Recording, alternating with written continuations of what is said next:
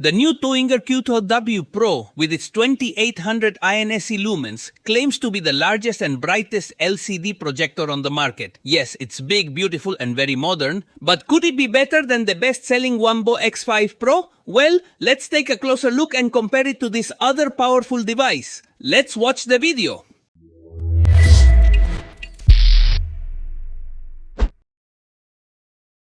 And here we have, straight from China, the new projector from TouYinger, a very good brand, one I've already reviewed a few of, and from what I can see, it's starting to grow significantly. Just look at the size of this box. It's simply gigantic, with all its specifications and labeling clearly visible. Inside, we find this little box containing a cloth to clean the lens, an HDMI cable, a power cable, a remote control, and a small user manual. And then we have the new TouYinger projector, and believe me, it's very, very big. This is the new Q12W Pro Projector from TouYinger, but be careful because there is also a Q12W that is not Pro, and the main difference is the memory. The non-Pro model has 2 GB of RAM and 64 GB of storage, while the Pro model integrates 3 GB of RAM and 128 GB of storage. That is memory for everything.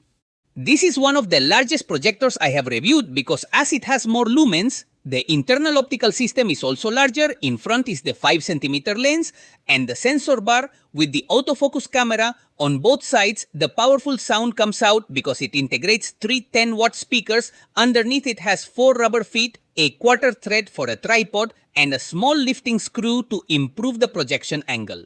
And on the back, you'll find all the connections. Here we find the power button, a 100 megabit Ethernet port, an HDMI input, 2 USB 2.0 inputs, and an analog audio output. In addition to the voltage input, the heatsink's hot air vent, and the power LED. As you can see, it's a very well-built projector made of high-quality ABS plastic. It's not black, but rather a steel gray, with a piano black front, and it's quite sturdy. It's not a small projector, so it will require some space for installation, but yes, it has a very nice and professional appearance.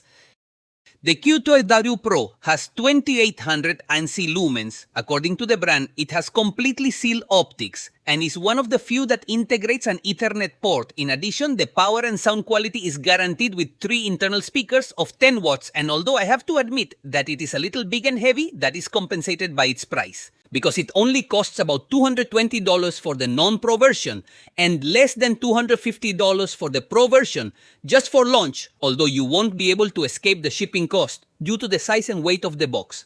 But given its powerful specs, it may be worth taking advantage of this introductory offer available for the first few weeks. I'm going to start testing directly on my white screen and across its entire 150-inch screen. This always gives me a good reference, since if it looks good here, it will look great on the gray screen. As you can see, the Q12W Pro starts completely out of focus, but once it loads, the autofocus system kicks in and it works very well. The brightness isn't bad, considering I still have the light on in my living room, so I'm going to turn it off to check the settings a bit. The Q12W Pro is not certified and therefore integrates the typical Android interface for these projectors, which is not bad or ugly, but it is not as complete as Android TV or Google TV. Where it is very complete is in its configuration, since it integrates almost all the general settings. And if we enter its specifications, you can see the model of this projector, the Android 12 version, the 3 GB of RAM, and the 128 GB of storage. That is, we are looking at the true Pro model. The HDMI input integrates ARC mode and can also read USB flash drives. It has built-in Bluetooth and dual-band Wi-Fi, and the configuration options are comprehensive and varied. Here you can change the projection mode, the brightness intensity between standard, highlight, low noise, and custom, and the essential 4-corner keystone correction to perfectly fit your wall. Otherwise, this interface is not the best, but it is sufficient to start with. If you want to improve it later, you can install a TV box with much more power and fluidity, but with this generic interface, it works well, and in addition, it can scale 4K, although obviously projected to Full HD, which is the native resolution of the projector. I'm projecting at the full extent of my screen, which is almost 150 inches, and the image quality and sharpness are quite good, and they look great from about 4 or 5 meters away. The color gamut is very deep, not overly saturated, and the details are very good, as is the brightness. Later, I'll show you why the brightness listed in ANSI lumens isn't exactly the actual brightness of the LED component.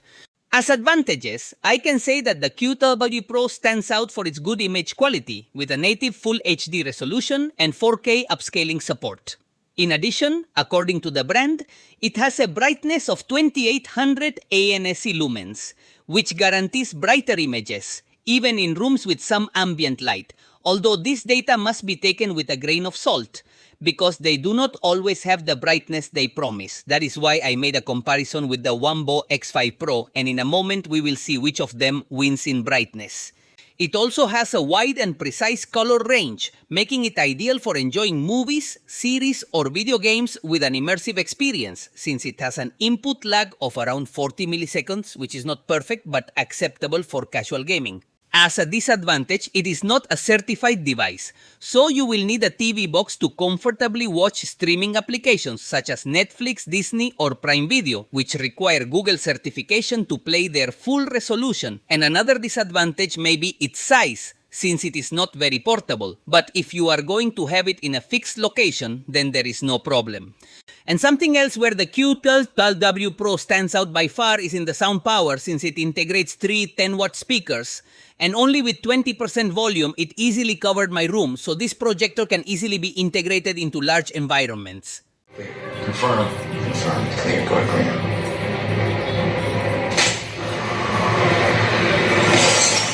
clear. We shipping to the same place? Yes, sir. All right. That was the best ever. I was impressed. Go ahead up. Bienvenidos a Kalahari, la batalla por la supervivencia.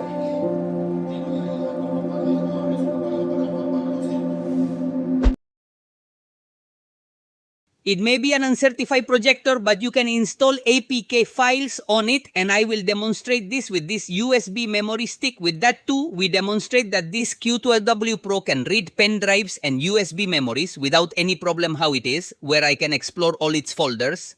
And now all that's left is to install the Flujo TV APK file, which I have here. And very quickly, I already have the Flujo TV application installed through its APK file.